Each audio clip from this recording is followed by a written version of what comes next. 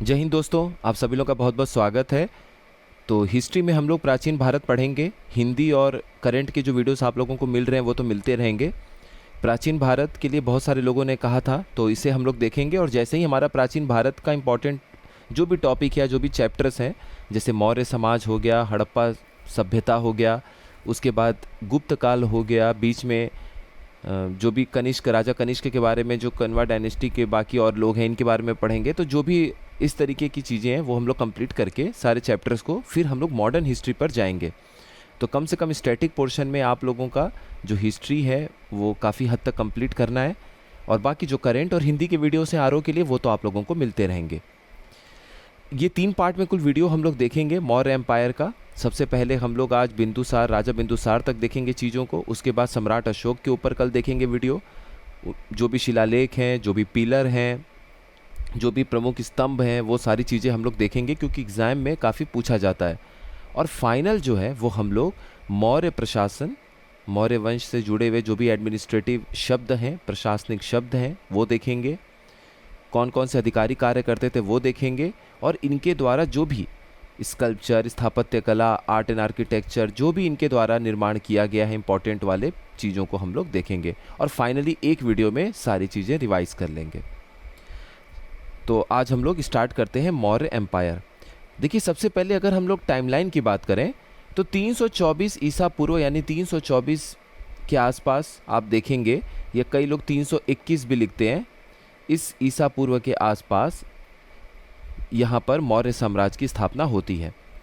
187 ईस्वी, ईसा पूर्व ले लीजिए आप, ईस्वी नहीं, 187 बीसी, इस यहाँ ये वो टाइम पीरियड है जो कि मौर्य वंश यहाँ पर ख़त्म हो जाता है। और कैसे होता है? पुष्यमित्र सुंग, जो आखिरी मौर्य राजा थे, बृहद्रथ के राजा, बृहद्रथ के वो आर्मी जनरल थे। और जब बृहद्रथ आर्मी जनरल के साथ में आर्मी के सामने परेड में थे और उनकी सलामी ले रहे थे, तब पुष्यमित्र सुंग ने उनको मार दिया था। और उसके बाद सुंग वंश की स्थापना पुष्यमित्र सुंग ने की थी। तो 187 बीसी, यानी 187 ईसा पूर्व में फिर मौर्य साम्राज्य खत्म हो गया। तो लगभग 150 साल के आसपास का जो ये समय है, ये हम पढ़ते हैं मौर्य वंश के बारे में। तो चलिए स्टार्ट करते हैं। सबसे पहले हम जानने की कोशिश ये करेंगे, जो एग्ज़ाम में भी आपसे पूछा जाता है, और किसी भी इतिहास को आपको जानना है तो आपके पास सोर्स होने चाहिए, कुछ स्रोत होने चाहिए। उन स्रोतों से आपको ये पता चलता है कि आखिर आपको उस वंश के बारे में कैसे पता चला, उस राजा के बारे में कैसे पता चला। तो सबसे पहले अगर हम लोग साहित्यिक स्रोत यानी कि लिटरेरी सोर्सेज के ऊपर फोकस करें, तो हमारे पास एक शानदार लिखी हुई किताब है, एक ग्रंथ है, एक मास्टरपीस है, और वो है अर्थशास्त्र। अर्थशास्त्र जो है वो बेस्ड है on the science of state craft, यानी कैसे राज्य चलाना है, कैसे प्रशासन चलाना है, क्या व्यवस्था होनी चाहिए, ये सब आपको अर्थशास्त्र से पता चलता है। और अर्थशास्त्र किनके द्वारा लिखा गया है? तो वो लिखा गया है विष्णुगुप्त के द्वारा, यानी चाणक्य के द्वारा, यानी कौटिल्य के द्वारा। अब सदियों तक जो है अर्थशास्त्र एक गुमनामी में था, उसके बारे में ज़्यादा लोगों को पता नहीं था कि ऐसी मास्टरपीस किताब हमारे देश में एग्जिस्ट करती है। तो इस किताब की जो पुनः खोज थी, रीडिस्कवरी थी, वो 1905 ईस्वी में हमें देखने को मिलती है आर शम शास्त्री जी के द्वारा। क्या नाम है इनका? आर शम शास्त्री जी। ये कर्नाटका के थे। अब हम अगर बात करें अर्थशास्त्र के मुख्य विशेषताओं के बारे में, मेन फीचर्स के बारे में, तो डिप्लोमेसी, वॉरफेयर, कूटनीति, युद्ध, सैन्य रणनीति, कैसे जासूसी करनी है, स्पायनेज, कैसे संधि वार्ता करनी है, ये सब जो है सारी चीज़ें आपको इसमें देखने को मिलेगा। इम्पॉर्टेंट चीज़ यहाँ पर जो आपको ध्यान रखना है वो ये कि यह जो ग्रंथ है, ये 15 पुस्तकों में, 15 टोटल पुस्तक है अर्थशास्त्र। अर्थशास्त्र अपने आप में कोई एक किताब नहीं है, कोई एक ग्रंथ नहीं है, बल्कि 15 अलग अलग ग्रंथों में ये टूटी हुई है, जिसे हम अधिकरण भी बोलते हैं। तो 15 अधिकरणों में या फिर 15 पुस्तकों में ये महान रचना टूटी हुई है। जो छठवां अधिकरण है, 6th अधिकरण है, यानी कि जो छठवां किताब है, उसमें सप्तांग थ्योरी के बारे में बताया गया है। तो राज्य, जो सप्तांग सिद्धांत है कि राज्य जो है उसके 7 अंग होते हैं, पहला क्या है, सातवां क्या है, इस तरीके से आपको चीज़ें सारी पता होनी चाहिए। क्वेश्चन जब आप सॉल्व करेंगे तो पिछले साल के, तो उसमें काफ़ी बार ये पूछा भी गया है। कमेंट बॉक्स में ज़रूर बताइएगा कि पहला अंग क्या है। पहला अंग अगर राजा है तो सातवां अंग क्या है? मित्र है, किला है जिसे दुर्ग बोलते हैं, या फिर पड़ोसी है, क्या है? सातवां अंग क्या है इस सप्तांग सिद्धांत के हिसाब से, सप्तांग थ्योरी ऑफ स्टेट के हिसाब से। उसके बाद दूसरा जो हमारे पास सोर्स है वो मेगास्थनीज के द्वारा इंडिका लिखी हुई किताब है उनकी। उसमें उन्होंने दो बातें भारतीय जाति के बारे में वर्णन किया है। जब उन्होंने उस समय के समाज को एनालाइज किया, उसका विश्लेषण किया, तो उन्होंने बोला एक तो अंतर्विवाह देखने को मिल रहा है, एंडोगैमी देखने को मिल रहा है, मतलब कोई एक जाति के इंसान है तो उसी जाति में ही उनकी शादी हो रही है, दूसरी जाति में शादी नहीं हो रही है, ये एंडोगैमी दिखाई दे रहा है, पुनर्विवाह नहीं, अंतर्विवाह। और दूसरा, जो भी कार्य कर रहे हैं लोग वो पीढ़ी दर पीढ़ी एक ही तरीके का कर रहे हैं। कोई लोहार है तो लोहार का घर में जो जन्मा है वो इंसान भी, वो व्यक्ति भी लोहार का ही कार्य कर रहा है। कोई अगर उस समय के हिसाब से वकील होगा, कोई डॉक्टर है, तो वो लोग वही कार्य कर रहे हैं अपने घर में, अगली पीढ़ी भी वही कार्य कर रही है, तो पीढ़ी दर पीढ़ी सेम कार्य को किया जा रहा है। तो हेरिडिटरी ऑक्यूपेशन है, वंशानुगत व्यवसाय देखने को मिल रहा है। मेगास्थनीज की बात अगर करें तो देखिए, मेगास्थनीज जो हैं वो सेल्यूकस निकेटर के द्वारा भेजे गए एक राजदूत थे। किसके दरबार में? चंद्रगुप्त मौर्य के। बात करें भारत की तो देखिए, भारत के पश्चिमी छोर से अलेक्जेंडर जो है वो लगभग सिंधु नदी के तट तक पहुंच चुके थे। अलेक्जेंडर को पूरी दुनिया पे कब्जा करना था, चाहत थी, तो उनके इस चाहत में कई सारे मिलिट्री जनरल भी उनके साथ में थे।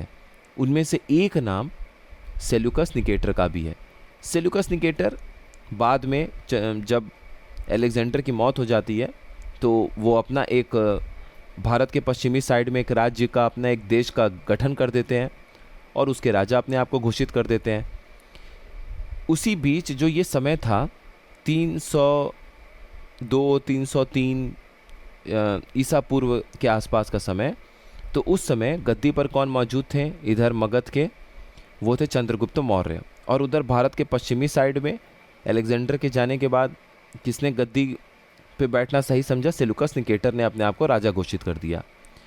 300 कहीं आप देखेंगे कि चंद्रगुप्त मौर्य और सेल्यूकस निकेटर के बीच में जो युद्ध हुआ है वो कहीं 300 ईसा पूर्व और कहीं 301 ईसा पूर्व BCE में बताया गया है। तो इसमें कोई ऐसी कन्फ्यूजन वाली बात नहीं है। अगर कभी एग्जाम में 300-301 के आसपास का ऑप्शन आएगा तो आप उसको टिक कर दीजिएगा। RO के एग्जाम में एक बार बहुत पहले पूछा गया था 2014 या 13 के आसपास कि सेल्यूकस निकेटर को चंद्रगुप्त मौर्य ने कब हराया था, तो 300 उसमें शायद ऑप्शन था, तो 300 ईसा पूर्व आप ले लीजिएगा या 301, यही दोनों ऑप्शन आपको देखने को मिलेगा। तो जब वो हार गए सेल्यूकस निकेटर, बाद में उन्होंने अपने एक राजदूत एम्बेसडर को चंद्रगुप्त मौर्य के दरबार में भेजा, और वही जो एम्बेसडर हैं, राजदूत हैं, वो मेगास्थनीज हैं। बाद में उन्होंने वहाँ पर मौर्य वंश और मौर्य समाज के बारे में वर्णन करते हुए चीज़ें लिखी। जो उनकी किताब है लिखी हुई वो है इंडिका। उसके बाद आपको एक और पुस्तक देखने को मिलता है, मुद्रा राक्षस। मुद्रा राक्षस ये विशाख दत्त द्वारा रचित है, बहुत इंपॉर्टेंट है, ध्यान दीजिएगा। संस्कृत लैंग्वेज का ये ड्रामा है। इसमें इन्होंने बताया है कि किस तरीके से विष्णुगुप्त यानी कि चाणक्य की बुद्धि और बल जो है वो चंद्रगुप्त मौर्य का था, और उन्होंने किस तरीके से नंद वंश को ख़त्म करके एक नए वंश की शुरुआत की, और वो मौर्य वंश कहलाया। विशाख दत्त की अगर हम लोग बात करें तो चंद्रगुप्त द्वितीय, ये चंद्रगुप्त फिर गुप्ता वंश वाले हैं। गुप्त काल के महान राजा थे चंद्रगुप्त द्वितीय, जो कि समुद्रगुप्त के बेटे थे और चंद्रगुप्त प्रथम के पोते थे। तो जब हम लोग गुप्त वंश को देखेंगे तो चंद्रगुप्त द्वितीय के बारे में बड़ी अच्छी कहानी आपको देखने को सुनने को मिलेगी, वो हम लोग उसमें पढ़ेंगे। तो चंद्रगुप्त द्वितीय के दरबार में विशाख दत्त थे। विशाख दत्त चंद्रगुप्त द्वितीय के 9 रत्नों में से एक नहीं थे, याद रखिएगा, 9 रत्नों में से एक नहीं थे। 9 रत्न अलग हैं, वो हम लोग पढ़ेंगे, आप खुद समझ जाएंगे। तो विशाख दत्त केवल इतना याद रखिए कि चंद्रगुप्त द्वितीय जो गुप्त वंश के महान राजा थे, उनके दरबार में वो एक दरबारी कवि जैसे थे, रचनाएं करते थे। उन्होंने ही देवी चंद्रगुप्तम लिखी थी। ये देवी चंद्रगुप्तम जो है, कुमार देवी, ये वही हैं जो चंद्रगुप्त द्वितीय की बात, ध्रुव देवी, कुमार देवी नहीं, ध्रुव देवी। ये ध्रुव देवी जो पहले चंद्रगुप्त द्वितीय के बड़े भाई की पत्नी थी, एक कहानी आपको जब पता चलेगा तब पता चलेगा कि कैसे ये उनकी पत्नी बनी, ये हम लोग वहाँ पर पढ़ेंगे। तो ये सब कुछ ऐसे सोर्स हैं, स्रोत हैं, जहाँ से हमें ये पता चलता है कि किस तरीके से हमें मौर्य वंश के बारे में जानने समझने को मिलता है। अब हम बात कर लेते हैं कुछ पुरातात्विक स्रोतों की, यानी आर्कियोलॉजिकल सोर्सेज की। तो देखिए, एक हमें नॉर्दर्न ब्लैक पॉलिश्ड वेयर, यानी उत्तरी काल के पॉलिश वाले बर्तन हमें देखने को मिलते हैं। इसमें क्या है, ये देखिए काले रंग के मिट्टी का बर्तन आपको देखने को मिलता है। तो ये मौर्य समाज में, उस समय के जो मौर्य डायनेस्टी था, उस समय के मौर्य काल में आपको ये काले कलर के मिट्टी के बड़े बड़े बर्तन, छोटे बड़े, आपको देखने को मिलते हैं। तो उन मिट्टी के बर्तन जहाँ भी इस तरीके के मिले हैं, हमें ये समझ में आया है कि ये मौर्य काल को बिलोंग करते हैं। क्योंकि बाकी जो बर्तन है वो आप समझ जाएंगे कि हड़प्पन काल में किस तरीके का था। उसमें क्या था कि लाल लाल जो मिट्टी के बर्तन थे उसमें काले रंग की बड़ी अच्छी डिज़ाइन थी, तो वो हम लोग वहाँ पे देखेंगे। सिक्के हम जब देखते हैं तो सिक्कों को देखने के बाद हमें पता चलता है कि मौर्य वंश में कई तरह के चांदी के, तांबे के, कॉपर के और सोने के सिक्के हमें देखने को मिलते हैं। नाम आपसे पूछा जाता है, इसलिए याद रखिएगा कि चांदी का सिक्का कर्च पाण या पण कहलाता था। जो तांबे का सिक्का था वो मशक या फिर काकिनी कहलाता था। जो सोने का सिक्का था वो निशक या सुवर्ण कहलाता था। और जो सिक्कों के जांचकर्ता अधिकारी हुआ करते थे, सिक्के मार्केट में आए कि नहीं, कितने सिक्के आए, ये सब चीज़ें देखने वाले जो अधिकारी थे वो रूपदर्शक कहलाते थे। क्या कहलाते थे? रूपदर्शक, जो कि सिक्कों के परीक्षक, एग्जामिनर ऑफ कॉइन्स होते थे। अब बात कर लेते हैं चंद्रगुप्त मौर्य की। चंद्रगुप्त मौर्य और बिंदुसार, ये दोनों लोगों को आज हम देखेंगे। उसके बाद फिर कल हम लोग सम्राट अशोक से शुरू करेंगे, जो नेक्स्ट वीडियो आएगा। चंद्रगुप्त मौर्य की बात करें तो 324 या 321 ईसा पूर्व को ये गद्दी पर बैठते हैं।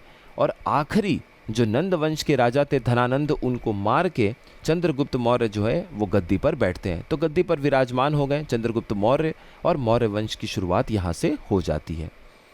300 या 301 BCE, यानी कि 300 या 301 ईसा पूर्व के आसपास चंद्रगुप्त मौर्य ने सेलुकस निकेटर, जो कि आर्मी जनरल थे, मिलिट्री जनरल थे, अलेक्जेंडर द ग्रेट, उनको ये हरा देते हैं।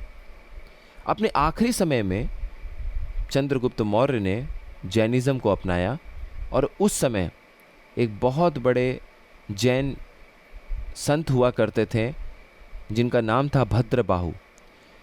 दो लोगों का नाम आपने पढ़ा होगा, स्थूलबाहु और भद्रबाहु। तो आपने दो सेक्ट पढ़ा होगा अलग अलग। एक दिगंबर जैन होते हैं, जैन में दो तरह के आपको लोग देखने को मिलेंगे, दिगंबर सेक्ट के, और एक आपको देखने को मिलेंगे श्वेतांबर। तो जो दिगंबर हैं, दिक धन अंबर, दिगंबर शब्द जो बना है वो दिक धन अंबर से बना है। दिक का अर्थ हो गया दिशाएं, और अंबर का अर्थ हो गया यहाँ पे वस्त्र। दिशाएं जिनका वस्त्र हो वही दिगंबर हैं। तो इसलिए दिगंबर के जो जैन मुनि लोग होते हैं वो वस्त्र धारण नहीं करते हैं, नग्न अवस्था में आपको अक्सर देखने को मिलते हैं। वो इसलिए क्योंकि उनका मानना ये है कि हमारा जो वस्त्र है वो दिशाएं ही हमारा वस्त्र है, इसलिए वो दिगंबर सेक्ट को बिलोंग करते हैं। तो उस समय लास्ट में क्या हुआ, चंद्रगुप्त मौर्य जो हैं वो भद्रबाहु, जिन्हें दिगंबर जो जैनिज़्म में सेक्ट हमें देखने को मिलता है, उसके ये फाउंडर थे। और उनके साथ में ये श्रवण बेलागोला, हसन जिला जो कर्नाटका में पड़ता है, आप मान लीजिए कि यहाँ कहीं ऊपर की तरफ पटना के आसपास से ये पैदल चलते हुए आकर, और यहाँ कर्नाटका में हसन जिला में यहाँ पर श्रवण बेलागोला है, वहाँ पे इन्होंने तपस्या किया भद्रबाहु के साथ में, और संलेखना प्रैक्टिस को अपनाया, और संलेखना के मार्ग को चुना अपने मोक्ष के लिए, अपने प्राणों की आहुति देने के लिए। देखिए, संलेखना प्रैक्टिस में क्या होता है जैन धर्म में, उसमें खाना और पानी धीरे धीरे करके स्वयं से त्याग किया जाता है, तब तक जब तक कि आप मृत्यु को प्राप्त न हो जाए। और वहाँ पे मृत्यु नहीं कहते, उसे कहते हैं कि आप मोक्ष को प्राप्त हो गए हैं संलेखना के द्वारा। इसके बाद 297 ईसा पूर्व पे गद्दी पर बैठते हैं बिंदुसार। बिंदुसार को क्रेडिट जाता है कि इन्होंने भी चंद्रगुप्त मौर्य के द्वारा दिया हुआ जो एक साम्राज्य है उसको बहुत बेहतर तरीके से इन्होंने एक करके रखा। और अगर भारत के मैप में, एक रफ मैप में अगर आप देखेंगे तो लगभग इतना हिस्सा, तब का उस समय का पाकिस्तान का हिस्सा, कुछ अफ़गानिस्तान का हिस्सा और ये उत्तरी भारत, इतना बड़ा हिस्सा चंद्रगुप्त मौर्य के अधीन था। नेपाल का कुछ हिस्सा था, ऐसे करते हुए पूरा उत्तर पश्चिम भारत, उत्तरी भारत, इस तरीके से एक बड़ा सा हिस्सा साम्राज्य का बिंदुसार को मिला। और बिंदुसार को ग्रीक राइटर्स ने, जो यूनानी लेखक हैं, उन्होंने अमित्रोकेट्स कहा है। अमित्रोकेट्स कहने का मतलब है डिस्ट्रॉयर ऑफ फोर्स, यानी शत्रुओं का नाश करने वाला। वो कौन था? अमित्रोकेट्स यानी कि बिंदुसार। इसी को पतंजलि ने अपनी महाभाष्य में, याद रखिएगा महाभाष्य किनके द्वारा रचित है? पतंजलि के द्वारा। और पतंजलि जो है वो किनके समकालिक हैं, कंटेम्पररी हैं? पुष्यमित्र शुंग के। ये भी सवाल अलग से पूछा जाता है। उसमें पतंजलि जी ने महाभाष्य में बिंदुसार को अमित्रघात कहा है। अमित्रघात, मित्र हो गया हमारा दोस्त, अमित्र जो हमारा मित्र नहीं है, जो हमारा शत्रु है। तो शत्रुओं का विनाश करने वाला अमित्रघात कौन थे? बिंदुसार। अगर हम लोग राजनीतिक जुड़ाव की बात करें, डिप्लोमेटिक इंगेजमेंट की, तो एंटियोकस जो उस समय सीरिया के राजा हुआ करते थे, उन्होंने देमेकस को राजदूत के रूप में बिंदुसार के दरबार में भेजा था। तो कई बार देमेकस का नाम आपको देखने को मिलेगा कि देमेकस जो हैं वो किनके दरबार में आए थे राजदूत बन के? तो सीरिया के राजा एंटियोकस ने देमेकस को राजदूत बनाकर भेजा था बिंदुसार के दरबार में। तो इस तरीके से यहाँ तक आज हम लोगों का ये पहला पार्ट कंप्लीट होता है मौर्य वंश का। दूसरे पार्ट में हम लोग सम्राट अशोक और उनके द्वारा जो प्रमुख शिलालेख हैं, जो स्तंभ हैं, उनको हम लोग देखेंगे। और तीसरे पार्ट में फाइनली मौर्य वंश के जो प्रमुख अधिकारी हुआ करते थे, जो प्रशासनिक शब्द थे, प्रशासनिक व्यवस्था थी, और उनके द्वारा कुछ स्थापित किए गए जो भी स्थापत्य कला, आर्ट एंड आर्किटेक्चर, स्कल्पचर है, उसके बारे में भी हम लोग देखने की कोशिश करेंगे। और 3 पार्ट में आपका ये मौर्य वंश लगभग पूरा कंप्लीट हो जाएगा।